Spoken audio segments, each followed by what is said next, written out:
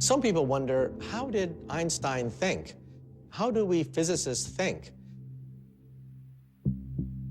Most of it is when we're quiet, all by ourselves. We stare out the window and have blocks of equations just wandering in our head until these equations fit together, and then we get a sheet of paper and scribble. It can be very frustrating at times, scribbling equations everywhere. The old cliche of scribbling on the back of the envelope often is true because that's sometimes all you have around. He was always thinking in pictures, visualizing things. When his father gave him a compass, he would just sit up night after night watching the needle point northward. It would send chills down his spine. Einstein once said, "I want to know God's thoughts in a mathematical way." Einstein wanted an equation, perhaps no more than 1 inch long, that would encapsulate all physical laws. The beauty, the majesty, the power of the universe into a single equation. That was his life's goal.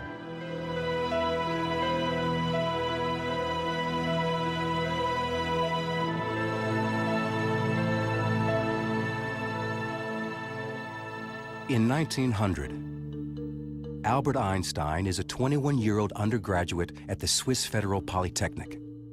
That this young man will one day be synonymous with genius was something none of his professors would have predicted.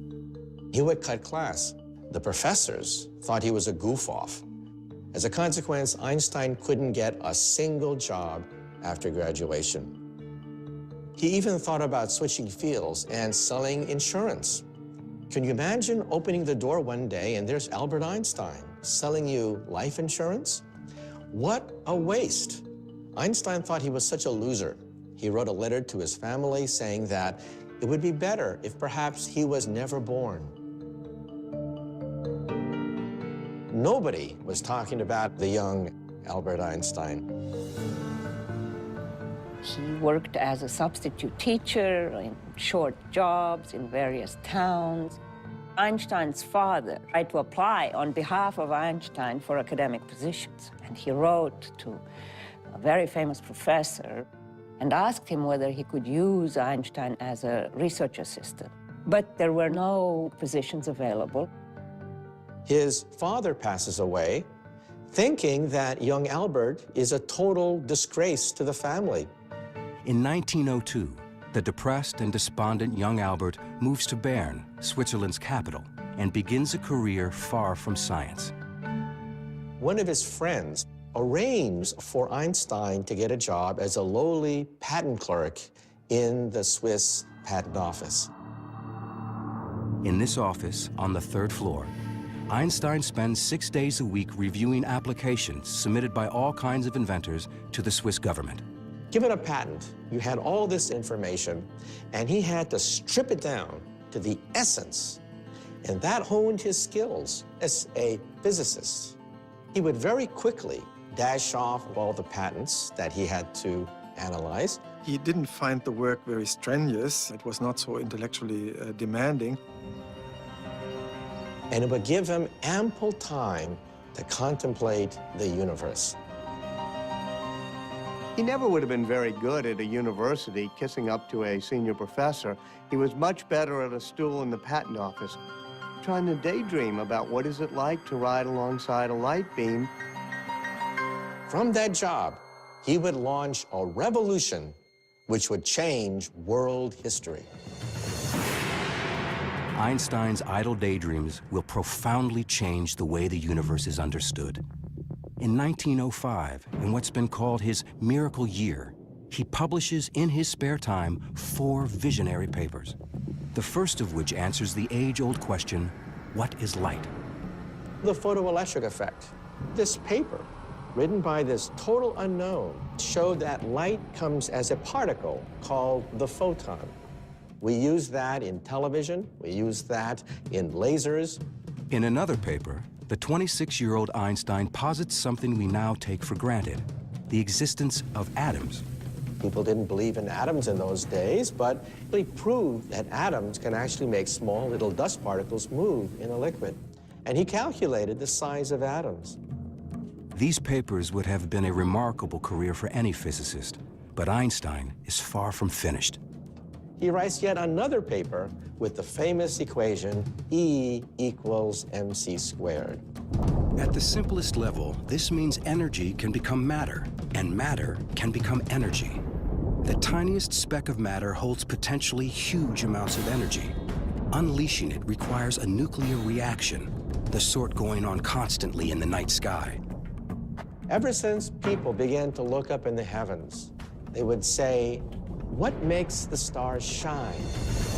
But it took Albert Einstein to answer the question. Mass, M, turns into E, energy. That is the engine that lights up the stars. Today, E equals mc squared is Einstein's most famous equation. But another theory he publishes this same year is more important and more controversial: the special theory of relativity. When Einstein was a teenager, he enjoyed imagining what it would be like to ride a beam of light. Now, he returns to this daydream, and it changes his life. In the spring of 1905, Einstein was riding on a bus, and he looked back at the famous clock tower that dominates Bern, Switzerland. And then he imagined, what happens if that bus were racing near the speed of light? In his imagination, Einstein looks back at the clock tower, and what he sees is astonishing. As he reaches the speed of light, the hands of the clock appear frozen in time. Einstein would later write, a storm broke in my mind. All of a sudden, everything kept gushing forward. Einstein knows that back at the clock tower, time is passing normally. But on Einstein's light-speed bus, as he reaches the speed of light, the light from the clock can no longer catch up to him. The faster he races through space, the slower he moves through time. This insight sparks the birth of Einstein's special theory of relativity, which says that space and time are deeply connected. In fact, they are one and the same, a flexible fabric called space-time. Sitting alone on a city bus, Einstein believes he has glimpsed a secret of the universe. For Einstein, space was this place where stuff was, and it didn't do anything. It had stuff in it. And so space combined with time to become space-time is a more dynamic understanding of this arena that everything takes place in. It's becoming more alive in a way. He's saying very, very outlandish and very, very strange things. Rarely had anything so radical been submitted to Europe's most prestigious scientific journals. He was a complete outsider to the physics of his day, as he was, being in Switzerland, being a patent clerk. And yet he was ambitious enough to think that he could challenge the whole of the established physics at the time. You always hope that there will be total euphoria, that everybody will say this is a huge step forward in the subject. But that rarely happens. Whatever one's concept of time, it passes slowly for Einstein at the patent office. He submits papers to important scientific journals, the best scientific journals, and hopes for the best. And the best doesn't come for a while. He was anxious. What was the reaction of the physics community to his great paper? Silence. Einstein got very depressed. 3, 4, 5 months must have felt like an eternity to him. And then Einstein's papers fall into the hands of perhaps the one man who can fully understand him, Max Planck. Max Planck is the greatest theoretical physicist in Europe. Planck was the editor of the Annalen der Physik in Berlin. The most important physics journal of the time. Here was Max Planck reading this paper from this unknown physicist. And Max Planck says, there is something here. Planck recognized immediately that this was an important paper from an important young scholar. The relativity paper was published in June 1905. That volume, number 17, is now one of the most famous publications in the history of science. At the time, Einstein wasn't even a scientist. He's still applying for jobs at colleges, high schools, always getting rejected. We call it Einstein's miracle year. It is certainly not a time that he would describe himself as a miracle year. Miracles convey a sense of something happening easily. I don't think that Planck knew that Einstein was a patent clerk of the third class. So he must have then become curious about who this unknown Albert Einstein in Bern was. This unknown Einstein is in fact the father of a 1-year-old son and husband to a quiet and serious fellow student from the Swiss Polytechnic, Mileva Maric. When he was at the Polytechnic in Zurich, he was quite a ladies' man. He would play his violin at ladies' luncheons and cocktail parties, so he knew quite a few young women in his day. But Mileva caught his eye. Mileva is the only woman in the class. Here was a physicist. He was smitten. In a temporary detour from their shared scientific passions, Albert and Mileva are married in 1903. A year later, their first son, Hans Albert, is born. The Einstein family lives in this small 2-room apartment in the Swiss capital. The rather limited circumstances in which they lived were not what he would have hoped for at this stage in his life. Mileva had always wanted to be a great physicist, but she flunks her exams at the end of her terms at the Zurich Polytech. She becomes a sounding board on all the great miracle year papers of 1905, especially the special relativity paper. She helps type it up, she helps check the math, but she ends up being a housewife. Einstein is trying to do his scientific work at the same time that he's working 6 days a week. In 1907, Einstein agrees to write a new article explaining special relativity. But when he re-examines his theory, he finds it seriously limited. It was called special relativity for a reason, and that was because it really only dealt with moving at constant speeds. In other words, Einstein's special theory of relativity only applies to a special case, an object moving in one direction at a constant speed. But Einstein wants to understand the real world, and the real world doesn't work that way. Einstein realized that his theory failed for accelerations. But in our universe, everything accelerates. On a bumpy road, jet airplanes, on a subway car, everything's accelerating. So there was a defect in special relativity.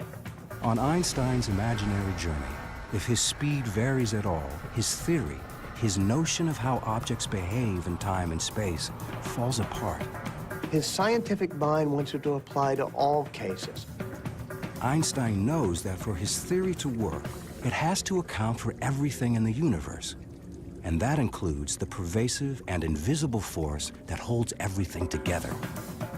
Gravity. Gravity is everywhere. Gravity holds us to the floor. Gravity holds the sun together, the solar system together. Where was gravity in special relativity? Einstein wants to expand his special theory of relativity into a general theory of relativity, a theory that will explain not just time, but also gravity. He realizes he will be fighting more than 2 centuries of scientific thought, and his hero, Sir Isaac Newton. It's 1907, and the 28-year-old Albert Einstein is still a patent office bureaucrat. It has been 2 years since he published his special theory of relativity, and the ambitious Einstein decides to advance an even more radical interpretation of the universe, a general theory of relativity. Doing this will require him to take on his scientific hero, Sir Isaac Newton. In Einstein's time, Isaac Newton was God. Newton was the founder of modern science. This is the actual first edition of Newton's Principia Mathematica of 1687. This priceless artifacts is the very, very famous book which became the foundation of universal physics for centuries, until Einstein upset the apple cart. It has been almost 250 years since the apple fell from the legendary tree on Isaac Newton's estate, giving Newton the inspiration to formulate his law of gravity. Newton said that if an object falls, it's because there's a mysterious force called gravity pulling it down. But you know, Isaac Newton himself was not satisfied by that. Objects move because they're pushed, not pulled. Objects move because they're pushed. So what is pushing this? Newton didn't know. So Newton simply threw his hands up and said, I don't know. So I'm going to invent something called gravitational pull. And Einstein said, no, this theory can't be right. He was prepared to simply go, I really want to solve this problem. I want to really understand the whole universe. Max Planck said to him, you can work on gravity if you want to, but there are two problems. You're not going to be successful. The problem is too hard. And if you do, no one will believe you. It's an extremely difficult task. It's not clear where to begin or how to go about doing it at all. Ultimately, the thing that gives him that clue turns out to be his old faithful way of reasoning, the thought experiment. So it's what you and I would call daydreaming, but he gets to call them thought experiments because he's Einstein. He's in his office at the patent office, looking out at the window, and he imagined a man working on a roof. And he begins to wonder what would happen if one of those men were to fall off the roof. And then he had the happiest thought of his life, the inspiration of the ages. He had a vision. The man will not actually be feeling his own weight. He would be weightless. And then he imagined, if you're in an elevator and somebody cuts the cord, what happens to you? You fall. But the elevator falls at the same rate you do, so you are weightless inside the elevator. So then Einstein got it. It's as though gravity's been switched off. What's really going on? There is no such thing as gravitational pull. The Earth has curved the space around me, and space is pushing me into this chair.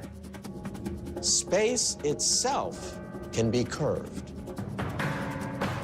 That's crazy sounding. Space is adjustable. It's actually malleable. Space and time are malleable. It's this flexible thing that can be twisted. You bring an object into space, and it distorts the space around it. Why does the Earth go around the sun? Most people would say, well, the sun's gravity is yanking the Earth toward the sun in a circle. Wrong. The Earth is going around the sun because the sun has warped the space around the Earth, and space is pushing the Earth toward the sun. He had a new theory of gravity, a new theory of the universe. Einstein publishes his ideas about gravity. At the same time, his work on the atom brings him increased attention. As a result, in 1911, he's offered a position as a full-time scientist at the University of Zurich. The 32-year-old patent clerk finally leaves Bern to become, for the first time, Professor Albert Einstein. People start realizing that those miracle year papers of 1905 are probably right. And he starts getting invited to the Solvay conferences, which are the gatherings of the greatest physicists in Europe. Convened by the Belgian philanthropist Ernest Solvay, these conferences bring together the greatest scientific minds in Europe, and Albert Einstein is among them. In fact, he's the youngest professor there. He made an impression. He was friendly, he was funny, and he was smart, really smart, and people saw that. That was also a moment when Mileva must have perceived that she was still part of this small Bern world, whereas Einstein had become part of a bigger world. She writes these plaintive letters saying, tell me about it. I wish I were there. I would love to meet these great scientists. It was always my dream to meet these great scientists. She became jealous of not only the other physicists, but of physics itself.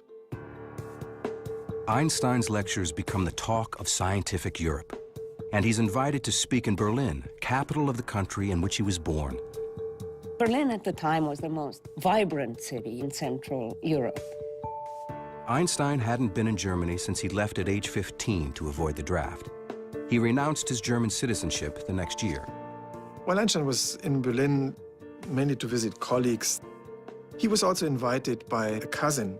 A first cousin named Elsa Einstein. They had known each other as kids, but Einstein had lost track of her. Living on her own, had divorced, she had 2 daughters.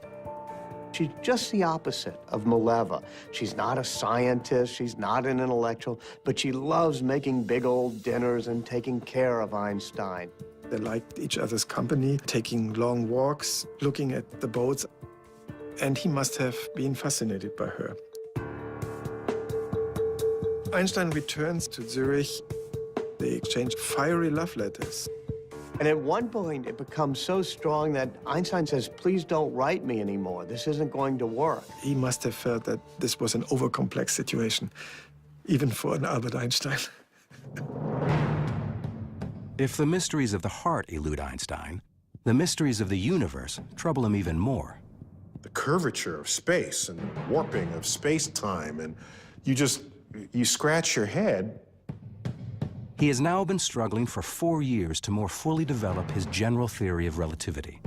His theory of relativity is so complicated that very few people can understand it. Somebody's got to test it. It's not a testable hypothesis. It's not science. It's science fiction. Einstein knows he's on the right track towards solving his theory. Now he must find a way to prove it. It's 1911. For 4 frustrating years, Einstein has struggled to perfect his general theory of relativity. His theory won't be accepted until he can demonstrate this radical concept. Suddenly, he is struck by an idea.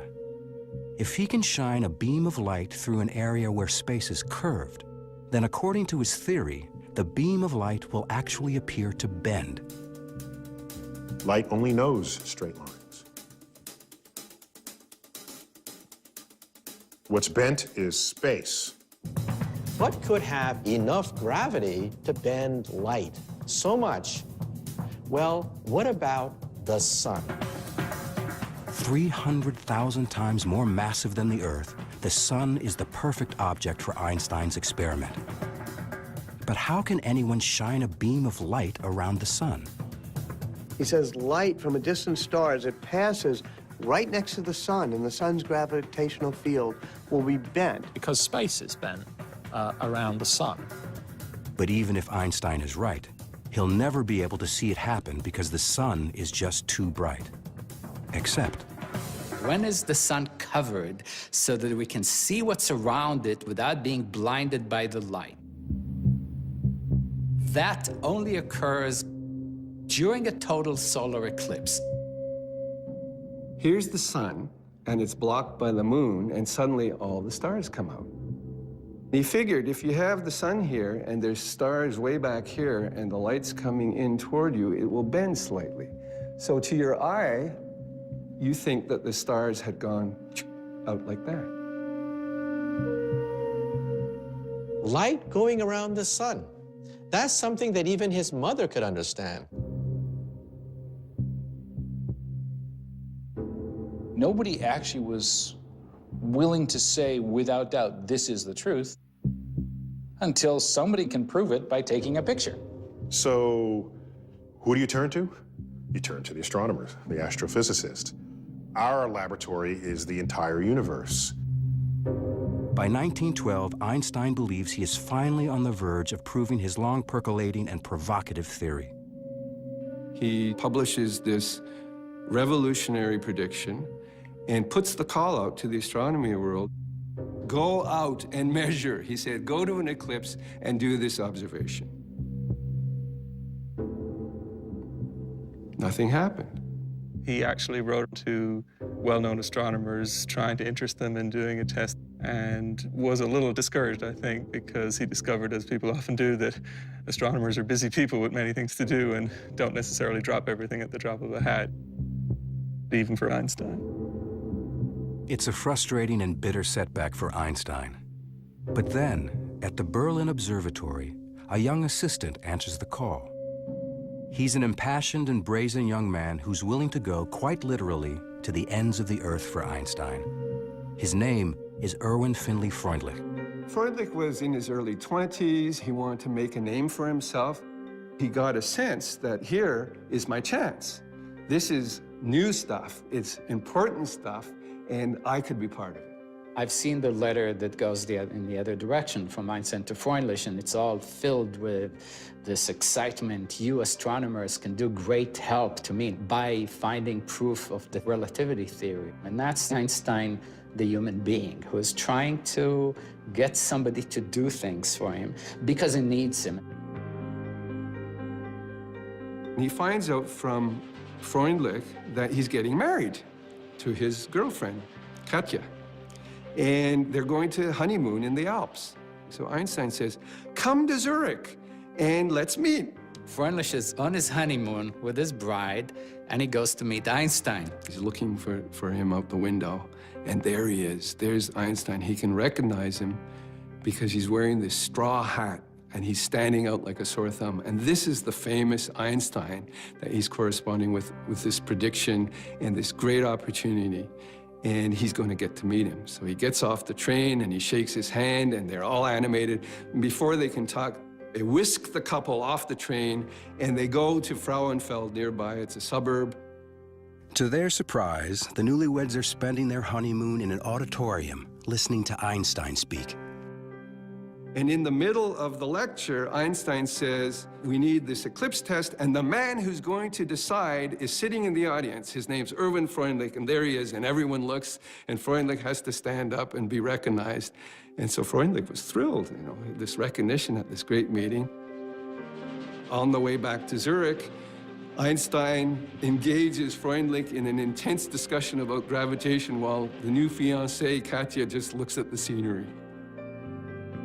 They start hatching up that plan of going to a total solar eclipse. The problem with the total solar eclipse, of course, is that it's only visible over a small area of the Earth because the shadow of the moon is actually only a few miles wide. They get these tables and they realize that the next total solar eclipse will occur in the Crimea, which is in Russian territory, on the 21st of August, 1914. Freundlich goes to his boss, says, look, let's go to Russia. I'm collaborating with Einstein. Will you put the money up? And he says, no way. He just refuses. Einstein is absolutely furious. Reaching beyond the European scientific establishment, Freundlich writes to the director of the Lick Observatory near San Jose, California, a rugged outpost of American astronomy. It was a community living on the mountain. They all had their families, their wives were there, their kids were there. They were depending on each other for survival. For many years, it had the largest refracting telescope in the world. But most importantly, it has William Wallace Campbell, a pioneer of eclipse photography. In the 19th century, eclipses used to be attended by astronomers who just did visual observations. I saw this, I saw that. They would draw diagrams, and if people disagreed, it was one guy's word over another. Photography meant you can actually capture what was happening and do precise measurements. Campbell pioneered that technique in the early 20th century. Freundlich writes a personal letter to Campbell. He says, there's going to be an eclipse in 1914. Why don't you come to Russia and let's do this? So there's this wonderful correspondence between Campbell and Freundlich, the senior doyen of California astronomy and this little pipsqueak of an assistant in Berlin who's doing this against the will of his boss. They will be the first to either confirm or to discredit Einstein's new theory of gravity. This was an important observation. Campbell had a fever in him. He saw fantastic opportunities for Lick Observatory and for America. And he says, I'm going to get this sucker. This is a tough problem, and I'm going to be the one to crack it. Meanwhile, opportunity is knocking on Einstein's door. His original mentor, Max Planck, is asked by the King of Germany, Kaiser Wilhelm II, to recruit the best scientists for a new institution in Berlin. Planck recommends the young man he considers his own discovery, Albert Einstein. And they said, if we bring Einstein here, people will look at this and say, Berlin is where the action is. It's worth whatever it takes to get him here. On July 11, 1913, two men arrive at the Zurich train station, Max Planck and Walter Nernst, a renowned German chemist. They are hoping that a personal appeal will persuade the rebellious young scientist to return to his German homeland. Two men, middle-aged guys in dark clothes, get off the train, and they go find Einstein.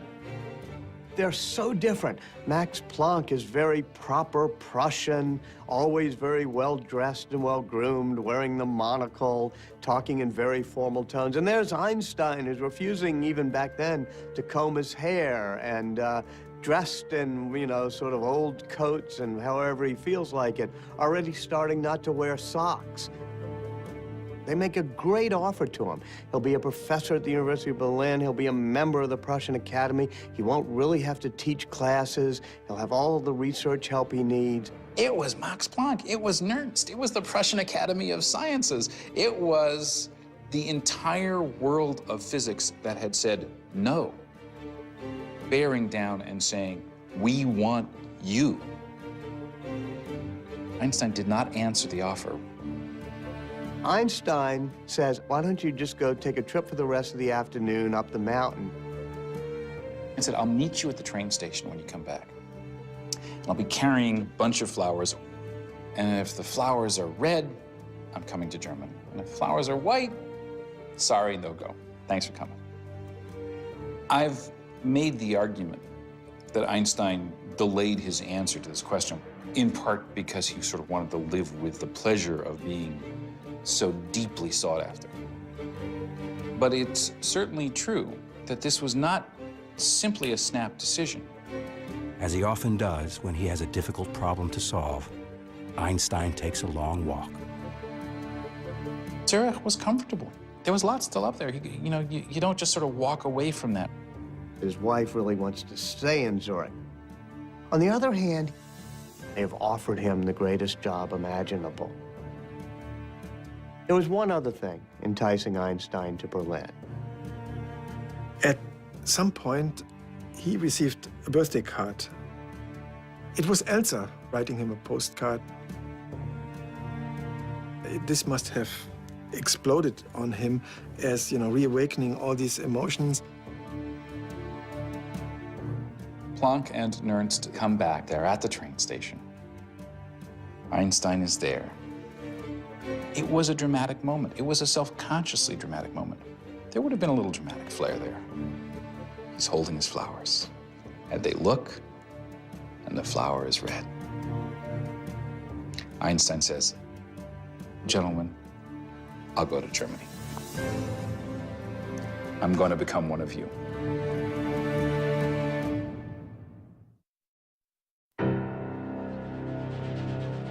By April 1914, Einstein's world is looking brighter. The solar eclipse needed to help prove Einstein's long-gestating general theory of relativity is only 4 months away, and Einstein is on his way to Berlin to join the Kaiser Wilhelm Institute, an elite group of scientists working under Fritz Haber, the institute's director. Fritz Haber was one of the greatest chemists of the 20th century. He developed a process that could be used in producing an artificial fertilizer with the help of which millions could be fed. And he was a hero. Haber and his family host Einstein's wife, Mileva Maric, while she looks for an apartment for herself, Albert, and their 2 children. Haber observes that resettling in Berlin seems to be unsettling relations between Einstein and his wife. Mileva always was a brooding and somewhat despondent woman. And in Berlin, it gets much worse. He's dallying with his cousin, Elsa. Einstein is a very brutally honest guy, so every now and then he apparently would tell Mileva about Elsa. Then they start fighting with each other. Not surprisingly, the man who approaches the universe in a unique way has a rather unconventional approach to married life. Einstein gives Mileva an ultimatum. If you want to stay married to me, you have to do the following things. It's a contract. It says you have to bring me my meals in my room. You have to speak to me only when I want to have conversation. You're not to expect intimacies from me. More power to her. She doesn't sign this contract. She decides, no, I'm not going to go for that. She goes and stays again with Haber and his wife Clara. In that time, Haber is sort of a go-between and is negotiating. He's trying to hold them together. He's the one who keeps seeing if maybe they can come to an accommodation. They both respect him. But Haber's best efforts to save the Einsteins' marriage are a failure. The decision to split is finally irrevocable, and Einstein says it's not going to happen. Lacking enough money to support two households, Einstein makes Mileva a brazenly self-confident proposition. He offers her a deal. He says to her, one of these days, one of my papers will win the Nobel Prize. If you give me a divorce, I'll give you the money. Now, this is an amazing sum of money. She could end up very wealthy, and she could move back to Zurich with the kids. He is sure he's going to get a Nobel Prize. Mileva's not quite sure. She's a scientist. She calculates the odds. She consults with Fritz Haber. She decides to take the bet. Mileva takes the two young boys, and Einstein accompanies her, along with Fritz Haber. Einstein has to go to the train station, say goodbye to his boys. And he starts crying. Haber's never seen him cry before. This was a really quite devastating moment for him, and Haber was the man he was with, sort of holding him up through this moment. Einstein has staked his children's future on winning the Nobel Prize, by no means a sure bet. He is dependent on Erwin Freundlich and William Campbell to bring him photos of the total solar eclipse so he can see how the stars seem to move. Shortly before saying goodbye to Mileva and the boys, Einstein has another farewell at the Berlin train station. There is Freundlich with his two buddies about to leave Berlin. Einstein is there. He's very, very anxious. Freundlich and two of his colleagues are lugging 4 astronomical cameras and cumbersome equipment on a long and treacherous journey. They're going to take a train and go all the way to the Crimea in Russian territory. Freundlich and Campbell hope to maximize their chances of good weather and good eclipse photographs by camping in different sites. Freundlich's party sets up in southeastern Crimea. Campbell locates near Kiev. They are both determined, despite the frightening and spreading rumors of a world war. Then the worst happens. On June 28, 1914, the Archduke Franz Ferdinand of Austria is assassinated. The German Kaiser declares war on Russia, and Einstein's eclipse expeditions are suddenly in jeopardy. Einstein is really worried. Einstein has no way to warn them. Didn't know what was going to happen. And then, deep in the Crimean forest, the war comes to Freundlich's camp. Freundlich suddenly sees some uniformed Russian officers coming to his camp and asking him for his papers. Heart starts going beep, beep, beep. Russians come over to see what they're doing and realize these are Germans with a telescope. And they start tearing down his equipment. Get off my equipment. I have to observe an eclipse. These are our possessions now. Your country declared war on us. You have nothing to say. They arrest them immediately. There's no questions asked, and they are considered spies. Herr Freundlich, you are now a prisoner of war. What? Campbell, an American, is neutral. And the Russians allowed them to continue to observe the eclipse. They had come all this way, spent all this money, survived the fact that war broke out, and clouds ruined their plans. Total failure. Not only does Campbell fail to get his photograph, but he is forced to abandon his state-of-the-art equipment. Because he is an American, Campbell is not arrested, but he leaves for home a defeated man. Campbell says one wants to come home by the back door and see nobody. Einstein in Berlin is shattered. The expeditions are failures. Freundlich and his team spend several months as prisoners of war in Russia. For Einstein, it is a disaster.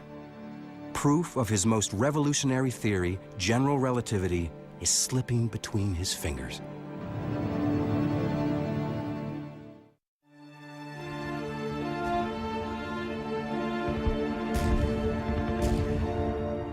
The outbreak of World War I leaves Einstein's Russian eclipse expedition in shambles and threatens to further obscure the long-sought proof of the relativity theory on which Einstein has labored for years. The war killed communication between scientists. The open exchange of ideas was gone overnight. Ties were cut. Once the United States joins the war, astronomer William Campbell sees things differently. Campbell dedicated himself to the eclipse problem, independently of his former colleague from Germany, who he now viewed as the enemy. In Berlin, the whole atmosphere changed. When Einstein looked out of his window, he would see a lot of patriotism. In his eyes, a whole nation went crazy. All of Einstein's expectations of the kind of city he was going to live in disappear. They're gone. Hundreds of thousands of German young men marched enthusiastically. His best colleagues, Planck and Haber, were enthusiastic about the war. His close friend Fritz Haber, like Einstein, was born German and Jewish.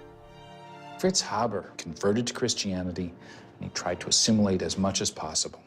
One of his great moments of pride when he actually received a commission in the German army. Really almost unheard of award for a converted Jew. Einstein saw this as ridiculous. Haber said, I'm a chemist.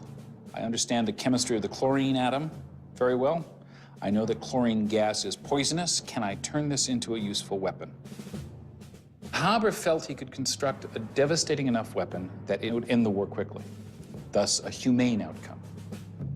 The institute Haber directs is turned into testing gas to be deployed on the Western Front. Einstein has an office in Haber's institute. Einstein was disgusted by the eagerness with which Haber, first amongst his colleagues, but many of his colleagues, went looking for ways to kill people and kill them more effectively. Haber was one of the first to develop terrible weapons out of the potential of science. Early in the war, Haber's new mystery weapon, poison gas, is tested on a Belgian battlefield. Haber was there and said, release the weapon. This low cloud drifted over the battlefield, and the cloud just sort of forms. This was the first time this ever happened. Troops had seen things that looked much worse than this cloud, and the effect was devastating.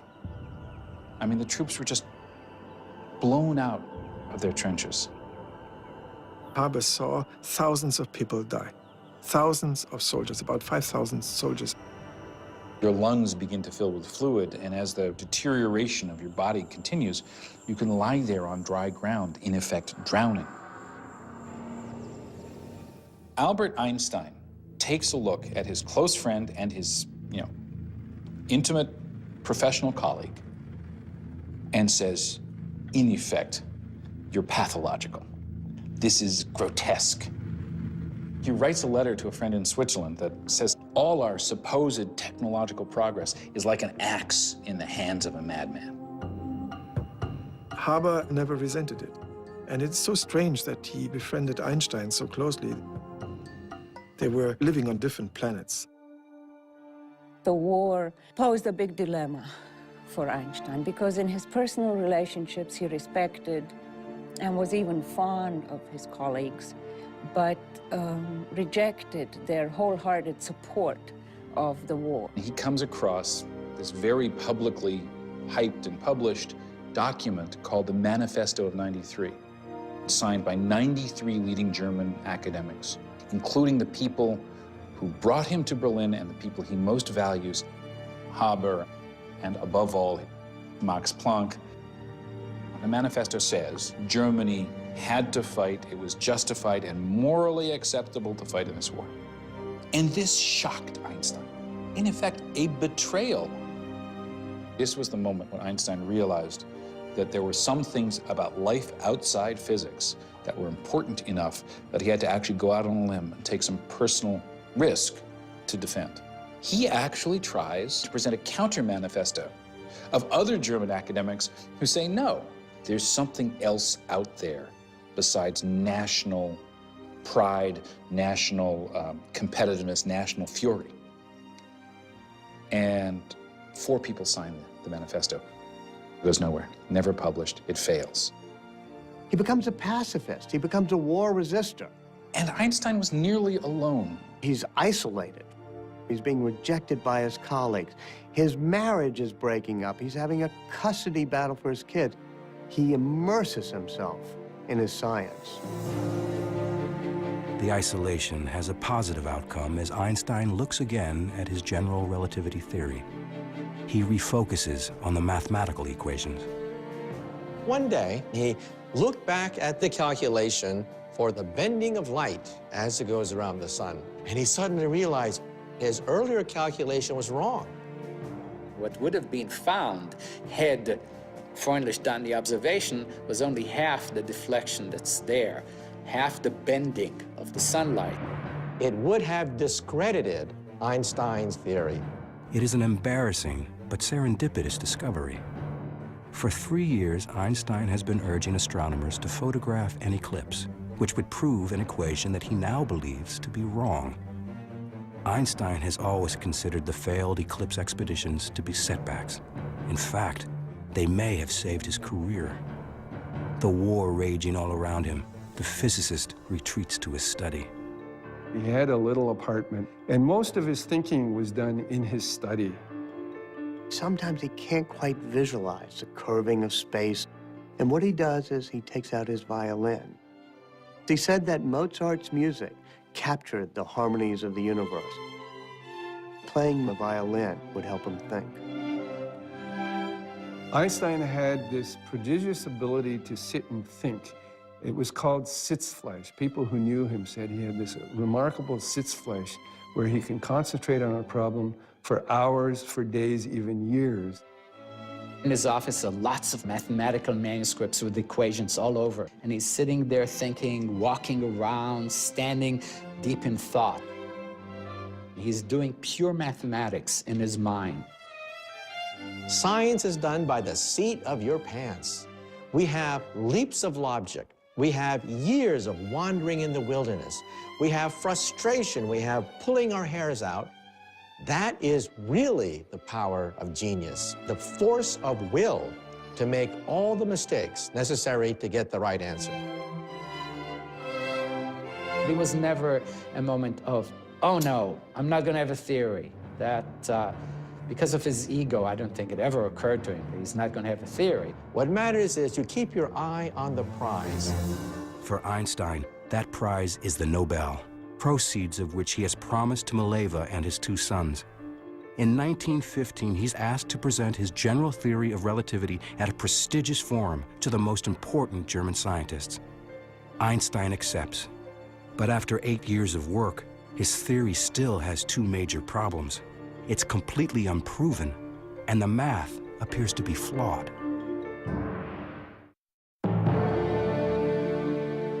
After nearly a decade of work, Einstein's general theory of relativity is still far from finished. His math is wrong, and without the correct calculation, his theory can't be proven. And now he's scheduled to deliver a paper to the most prestigious scientific gathering in Germany. Prussian Academy, it's a very formal place. It's a place that knows how distinguished it is and how historically significant it is. These weekly meetings you can sort of see as an attempt by at least some of Germany's leading thinkers to act as if the war were not all there was. Einstein is to present his theory of general relativity. The problem for Einstein is he hadn't finished it yet. In the fall of 1915, Einstein was hardly thinking about anything else. He was completely focused on finding the solution to a puzzle that had occupied him for more than 8 years. Einstein is trying to come up with these equations that describe how space is curved. And he's working deep into the night. If you look closely, it's really trial and error. You're not seeing a mathematician who just, throws the ideas, perfect formulas onto the paper of the notebook. He cancels everything and says nonsense. These terms disturb. So he's sort of talking to the math. Sometimes he turns the notebook around and then he, throws it away with disgust. It can be a real blow when an idea you've been working on doesn't work out. This gut-wrenching feeling. Since discovering his math error, Einstein believes he is making real progress. His equations are nearly complete. He accepts an invitation to speak at Göttingen University, essentially a dress rehearsal for the Prussian Academy. Einstein is up at the board writing his equations and trying to describe his problem. In the audience is one of the greatest mathematicians of all time, David Hilbert. Hilbert sits there and listens very carefully to Einstein. He thinks, I can solve the problem. I can do it better than Einstein.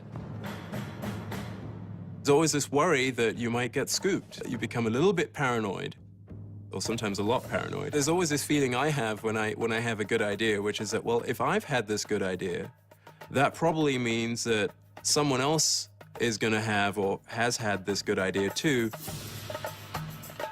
Einstein goes back to Berlin, and Hilbert goes into his own office. And Hilbert sits there and thinks and tries to race Einstein to the big prize of general relativity. He was one of the greatest mathematicians of his time. A controversy between the two giants, a giant of physics and a giant of mathematics. Hilbert, the nasty guy here who thinks he can beat Einstein, starts working. Hilbert thought that physics was much too important to be left to the physicists, or the mathematicians should take care of it. Stakes are very high here. All or nothing.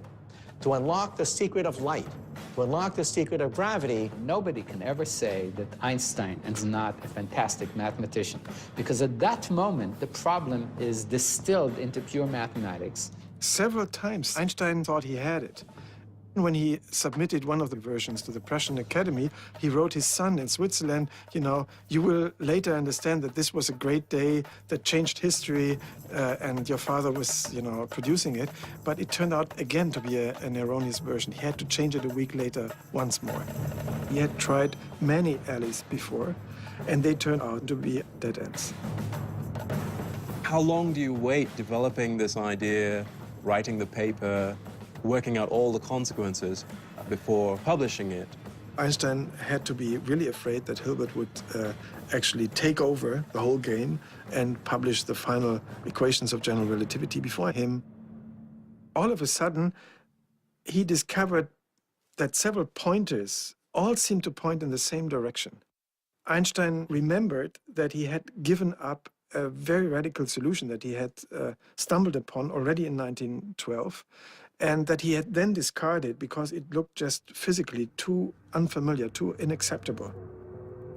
But now, after he had tried out all these other alternatives, he was ready to return exactly to that equation, back to an equation that he had earlier considered and then discarded 3 years before. You realize that you've been wrong in a real flash of inspiration because you realized what you should be doing.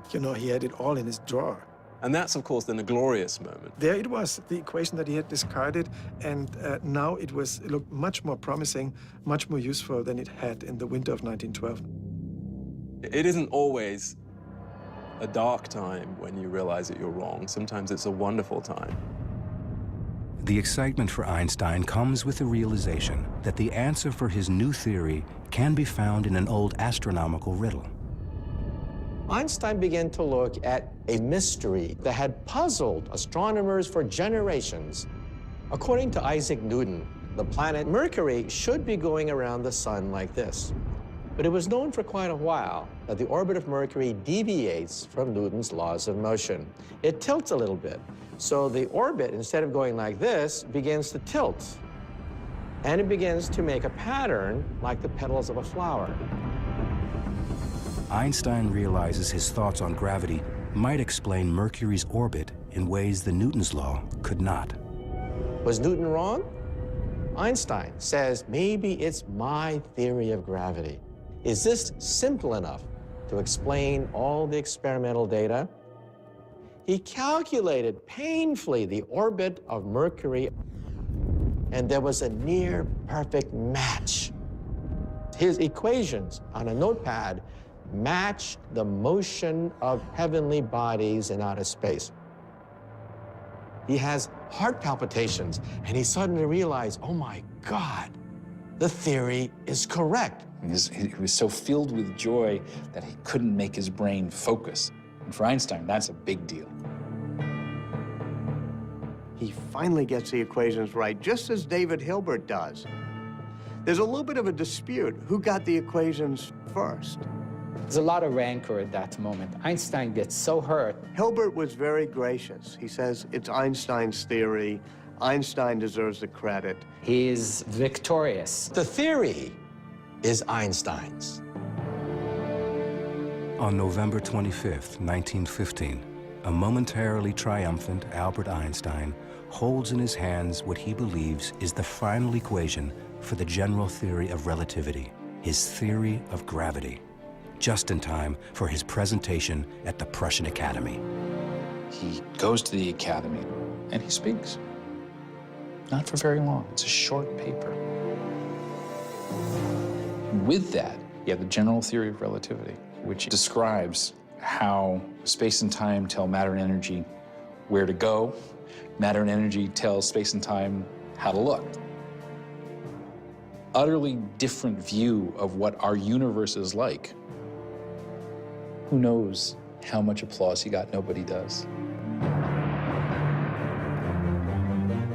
Everyone suddenly found themselves confronted with the idea that this strange German Jew had overthrown Newton's ideas of gravity. What exactly this meant now, no one was quite sure. There's still no physical proof of it. No one understood Einstein. Einstein believes he has finally got his theory right, but he knows that it won't be accepted until he can prove it. And he can't prove it without photographs of a total solar eclipse. For that, Einstein will have to wait. Again.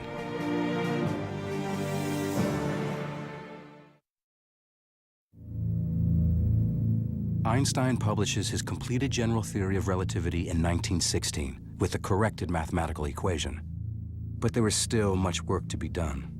He needs photographs of a rare solar eclipse to prove the theory's accuracy.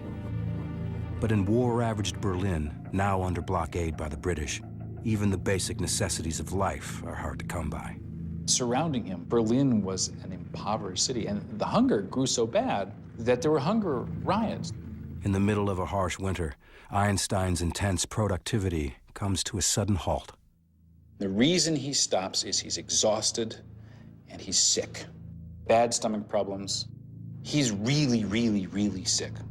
He writes, I don't eat, I haven't been able to sleep, and he succumbs to a physical and a mental breakdown.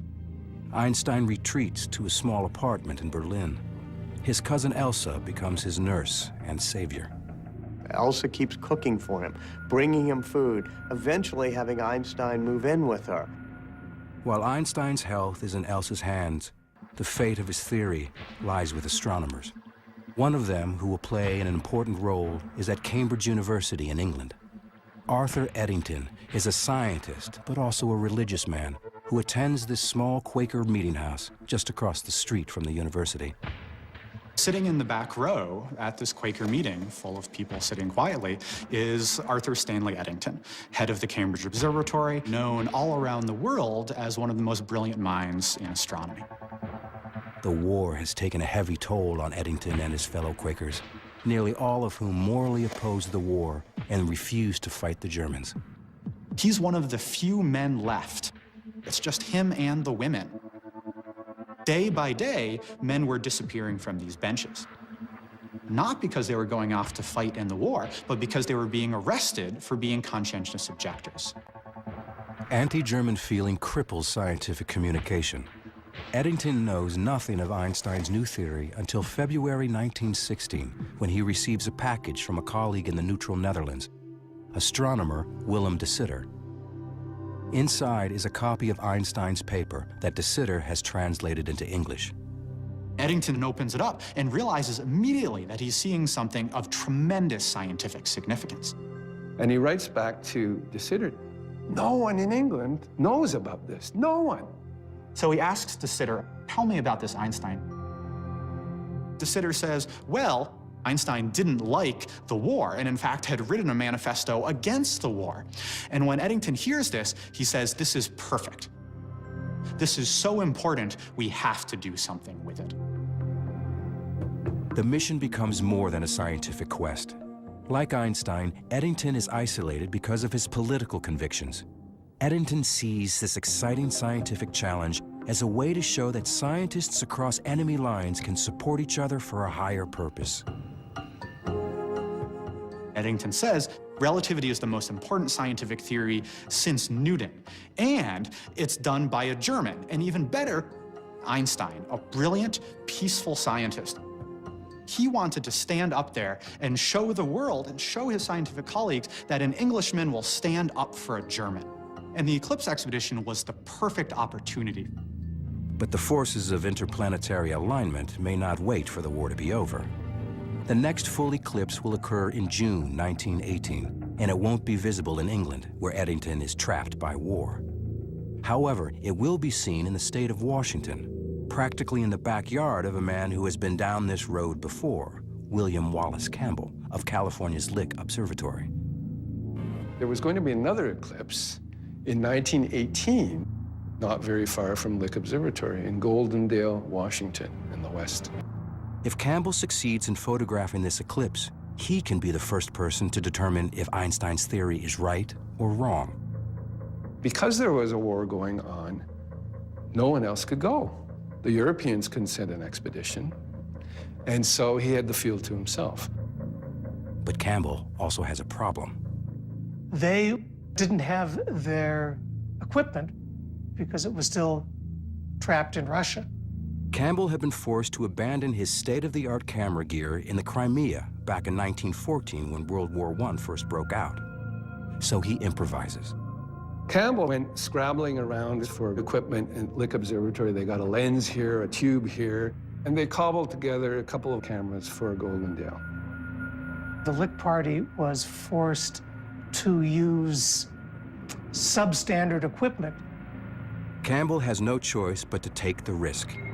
He has a total solar eclipse all to himself and may never have another opportunity like this again. Campbell's party travels to Goldendale, Washington, and gets ready for the coming eclipse. It was close to home, so the whole family went. Campbell's goal is to photograph the stars that emerge in the brief period when the sun is hidden by the moon. But on Saturday, June 8th, 1918, it seems that the universe is once again not ready to yield its secrets. Clouds moved in, and it looked like he wouldn't even get observations, and Russia would be repeated, which he hated. And suddenly, just at the crucial time, when they needed a clear sky, the clouds parted. Campbell begins taking photographs of the spectacle. It starts when the moon first comes in contact with the sun and then starts to move over the face of the sun. The sun becomes smaller and smaller and smaller until the last moment when the sunlight actually passes through the valleys between the mountains of the moon. And then this bright, brilliant beam of sunlight, and then the sun is entirely eclipsed. It's the blackest black you will ever see. My first eclipse, I literally lost my breath. It was like jumping in cold water where you go, you know, you can't believe it. It is breathtaking, literally breathtaking. It's a gorgeous sight. It's just, wow. Most powerful experience that I've ever had in my life. The New York Times had a reporter, and they wrote an article, "Clouds Fall Away for Eclipse." There's a little subtitle, "Test of Einstein Theory." This is the first time that an American newspaper mentioned Albert Einstein. Campbell assigns his most trusted astronomer, Heber D. Curtis, to analyze the photographs to prove or disprove Einstein's theory. Looking in, a star would have been visible, one of the stars that was to be measured. That star would have been very carefully centered on crosshairs in the eyepiece. Once that was done, the scales could be read in the X and Y directions, and a very precise position could be assigned to the star. From those numbers, it could be determined whether the star had appeared to change position. Einstein has predicted that the warped space around the sun will create an optical illusion, making the stars appear to move outward ever so slightly. Einstein predicted much less than a millimeter. This is not an easy measurement to make. Unlike most theories that people put forth, Einstein's general relativity makes very specific predictions.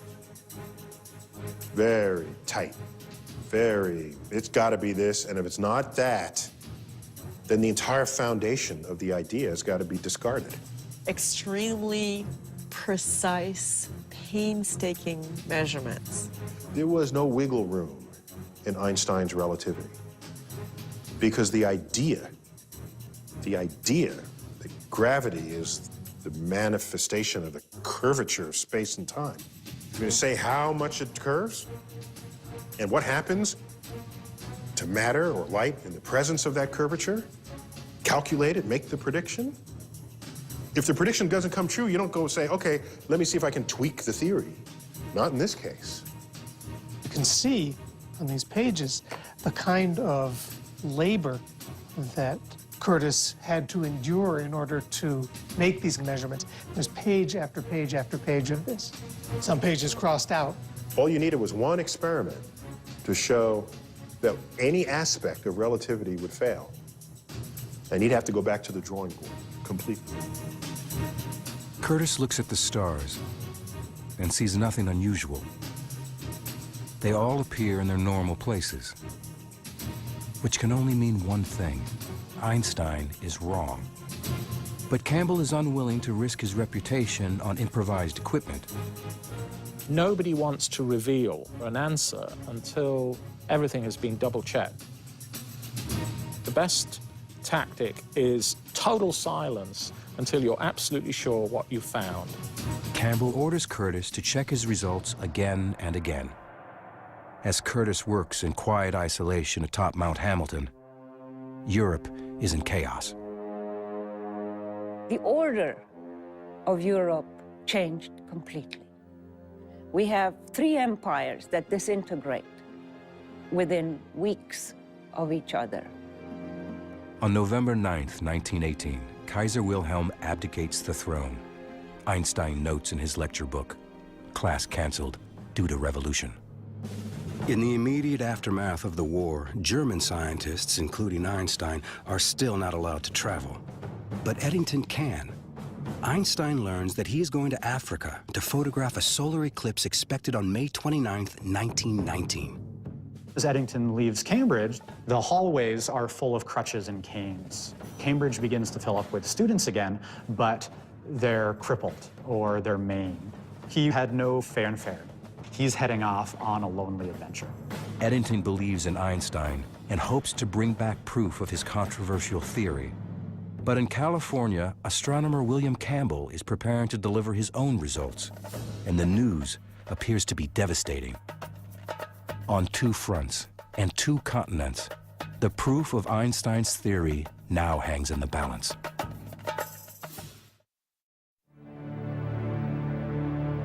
It's February 1919. Atop Mount Hamilton in California, William Wallace Campbell is examining and re-examining photographic plates which appear to indicate that Einstein's general theory of relativity, his theory of gravity, is wrong. But Campbell has competition from British astronomer Arthur Eddington, who is on his way to photograph an eclipse in Africa. Eddington leaves Britain and heads south. He's in his late 30s. Travel in those days was not comfortable. This is the tropics, the height of summer.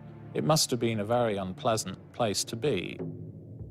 In May of 1919, after 10 weeks at sea, Eddington and his assistant arrive on the shores of Principe, a small island off the coast of West Africa. Malaria is a big problem. There are poisonous snakes. He has to hack his way through the jungle. They spend a month building a telescope in the middle of the jungle. The day of the eclipse, rain is coming rolling down. He's crushed. Phenomenal disappointment. But then suddenly, amazingly, a gap in the clouds. He sees a black moon. They have to begin taking photographs right then.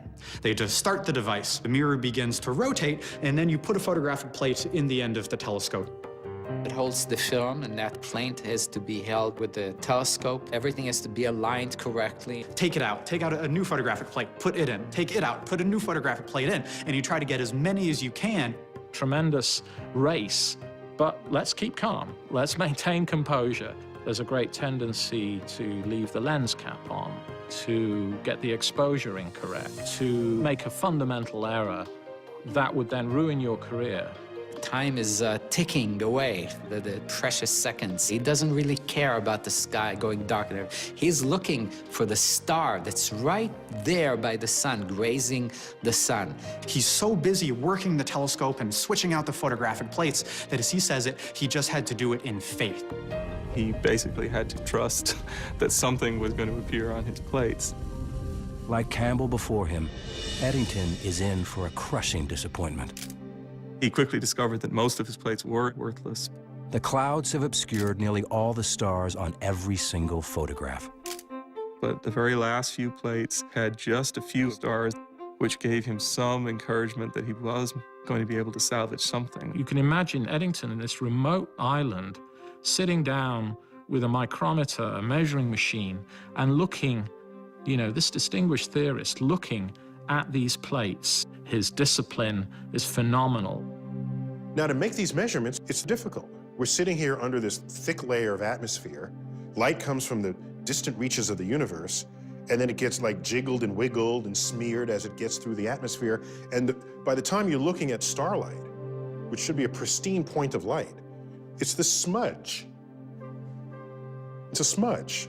It would quickly become apparent that it was going to be a much, much more difficult job. They're doing these precise measurements in the middle of the jungle. He can't wait to get back to Britain. Of course, it's going to take him months to get back. Einstein was waiting very anxiously. He was getting a lot of letters from friends and colleagues asking if any news was afoot. But relations between England and Germany were very, very frosty, and Einstein didn't think it would be at all appropriate for him to presume to write to one of these English astronomers and ask them what was going on. Eddington returns to Cambridge Observatory just as Campbell sails into London. Campbell is here to address the Royal Astronomical Society, an organization dating back to the age of Isaac Newton. He carries with him the secret results of his eclipse expedition of the year before. Campbell is the first to speak, and he was nervous because there were a lot of emotions flying about this test and a lot of reputations at stake. The anxiety must have been enormous because he's in front of all of his colleagues. There is that one moment, the one moment that you stand before your peers. I don't think you ever really feel ready. Butterflies. And then finally, Campbell announces his results. He said Einstein is wrong, and Lick Observatory says Einstein is wrong. But the session takes a dramatic turn with the reading of a cable from Eddington. His preliminary findings show just the opposite. The British were going to say that Einstein's right. Eddington still had more calculations to do, and it wouldn't be ready for a couple of months. But here we have this special meeting of the Royal Astronomical Society. Everyone's watching. Campbell says Einstein's wrong. The British say, we don't know yet, but it looks like he might be right. Having just delivered a death blow to Einstein, Campbell started to really get nervous, sitting in that room. Campbell sends an urgent message to his colleagues back in America, who were about to release their negative report on the eclipse photos. It was an historic cable of 5 words. Delay publishing Einstein results. Campbell. 4 months later, on November 6, 1919, Eddington travels from Cambridge to London to address the Royal Astronomical Society. He has finalized his photographic findings on Einstein's theory. People come down from all over England to see what's going to happen. Everybody is shoving their way in there so they can see what the results are going to be. The portrait of Newton overlooking the whole ceremony. Had Newton been able to look down on this meeting, I think he would have been absolutely fascinated. Eddington begins the meeting by pointing to the portrait of the founder of the Royal Society and saying, "Forgive us, Sir Isaac Newton, your universe has been overturned." The eclipse was partially obscured by clouds, but a few photographs of value were obtained. The secretary of the society records Eddington's results. The measurements of the plates have led to the conclusion that the deflection of 1 second .75 at the sun's limb, predicted by Einstein's general theory of relativity, is verified by the eclipse observations. The public interest that gets generated by this is tremendous. Outside of the scientific community, no one had even heard of Albert Einstein, let alone his bizarre theories. Now the public learns that everything they believe about the universe is wrong. The Times of London says, in effect, there is a whole new theory of the world. Ideas we've known for hundreds of years are wrong, and this man, this German scientist, Albert Einstein, has given us a new truth. The New York Times has one of the greatest headlines. Men of science more or less agog over eclipse observations. Einstein theory triumphs. And it is then that the German press also picks up on these events. There's a Berlin magazine that shows him, sort of this romantic face with a already fairly, dramatic hair, and this faraway look in his eyes. And the caption to the cover of this magazine says, a new figure in world history. Although few people really understand Einstein's ideas, soon everyone knows his name. Beers are named after him. Mothers named some of their children after him. Einstein himself never realized that his obscure theory of gravity would excite the public imagination. He says things are crazy here with the press. They all want an article, they want a lecture, they want photographs. It is all a craziness. This is, one of the first great ages of photography. There are pictures of Einstein. There are undersea cables. People can carry news all over the world. There are newsreels. You can see the man moving and talking. Without such freedom, there would have been no Shakespeare, no Goethe, no Newton, no Faraday, no Pasteur, and no Leibniz. But despite the public adulation, scientists still have their doubts about his theory. People are making a mistake. They're mistaking Einstein's fame for acceptance of his theory. They're equating the two, and that's very far from what happened. A backlash set in. In the New York Times, you could see that they were constantly questioning, who is this famous scientist? Most British people and most Americans, most people from the Allied powers were very hostile to Germany after the war. They were not at all interested in reconciliation. So many people were saying, oh, Eddington was so motivated by the goal of peace and promoting international brotherhood. He was so convinced by the theory that perhaps He allowed himself to be a little bit biased. He's been criticized for fudging the figures. The photographic results from the two solar eclipse expeditions, Eddington's and Campbell's, result in a split decision. Another expedition will need to be mounted. Both Einstein, who has been trying to prove his theory since he first proposed it in 1907, and Campbell, who has been working on the problem since 1911, have tremendous personal stakes in the results. Now it was a matter of not just science, it was a matter of international reputation, it was a matter of personal reputation. This was personal. Campbell checks the charts and sees that the next best eclipse to photograph will be in Australia in 1922, more than 2 years from now. And it turns out, he will not be the only one to take up the challenge.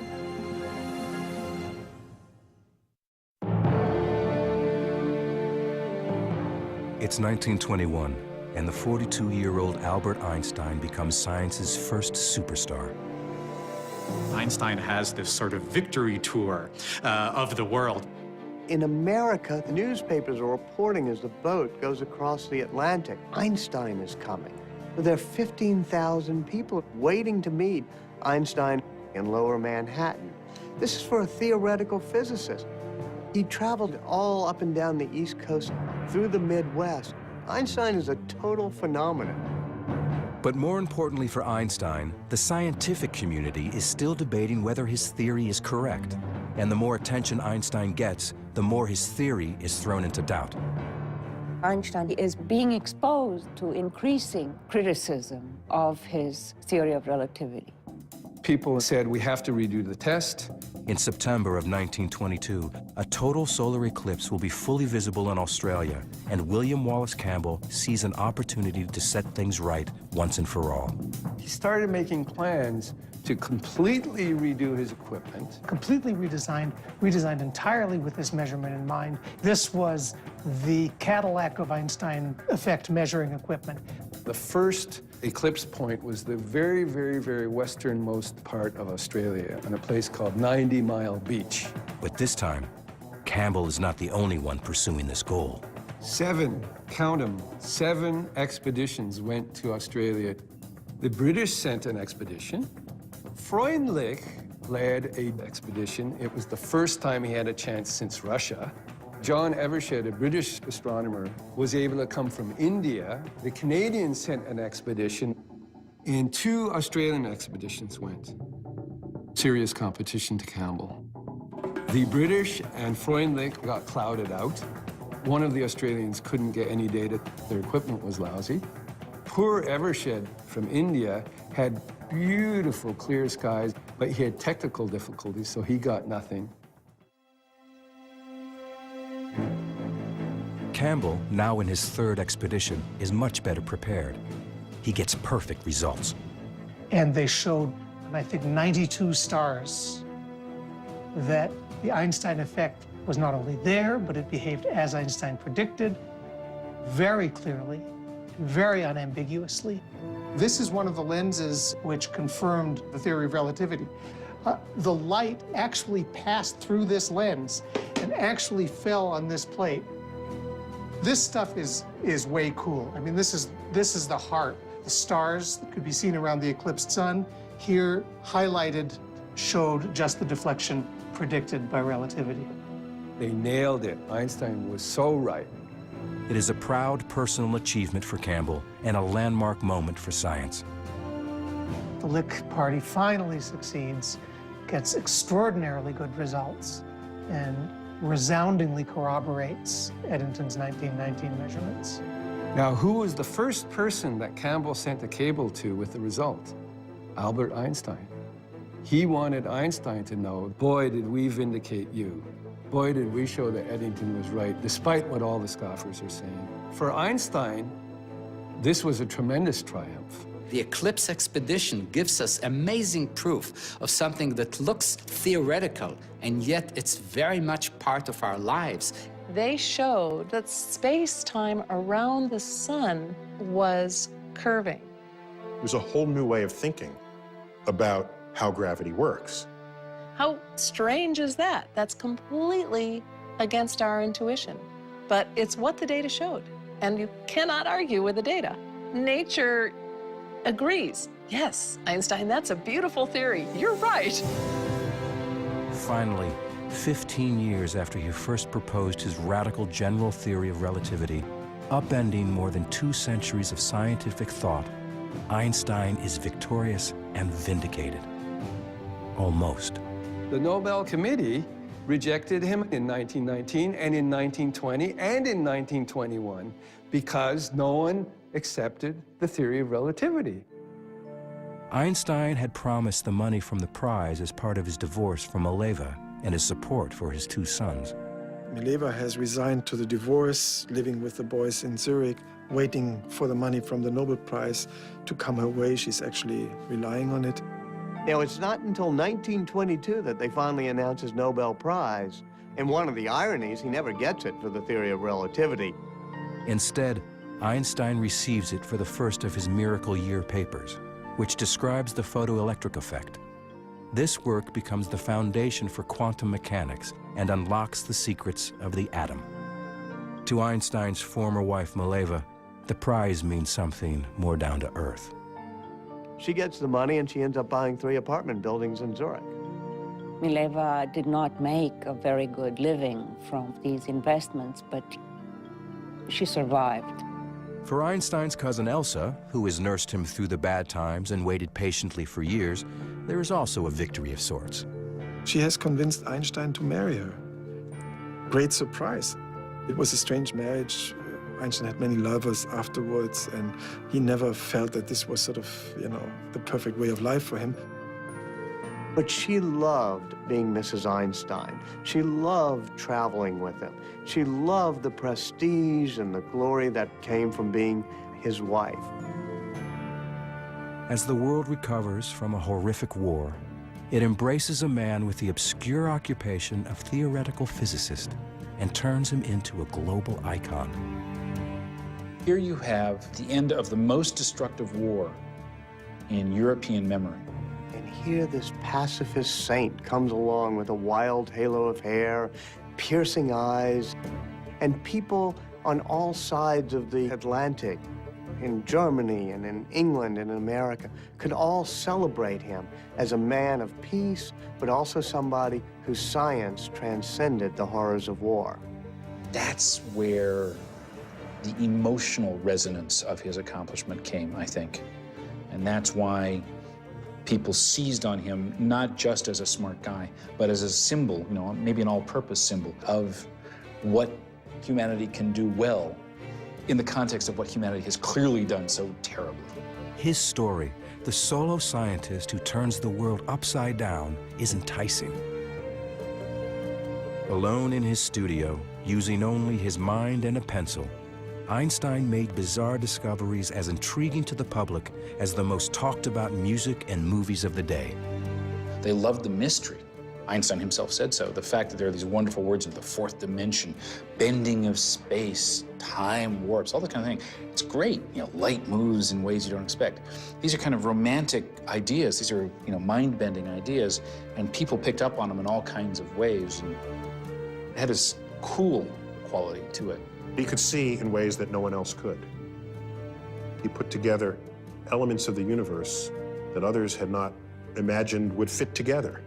The general theory of relativity is one of the greatest achievements of the human mind.